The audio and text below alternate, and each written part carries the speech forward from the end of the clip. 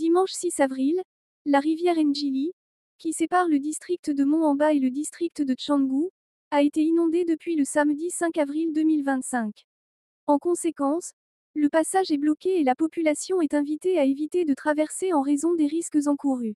Nous vous encourageons à suivre cette vidéo, à vous abonner et à la partager avec vos proches. BTV 3 Infos Plus.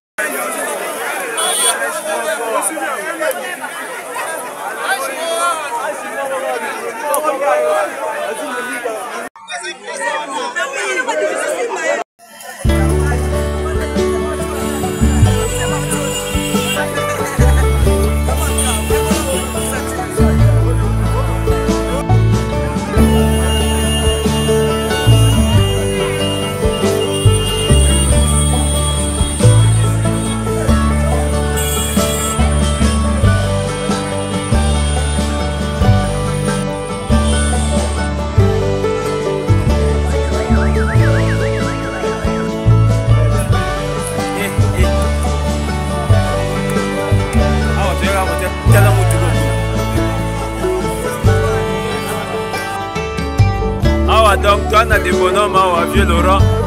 Tala donc, Tala Masulu. Tala Masulu. Tala Masulu. Et on m'a évité ici.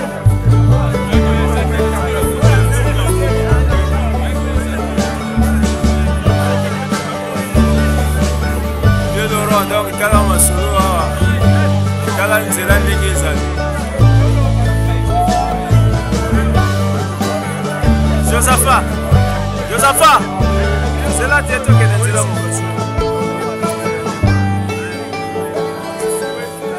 Donc c'est du jamais vu, c'est du jamais vu.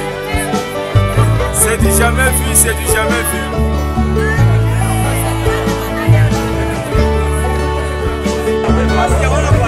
Akewa. Papa Okewapi.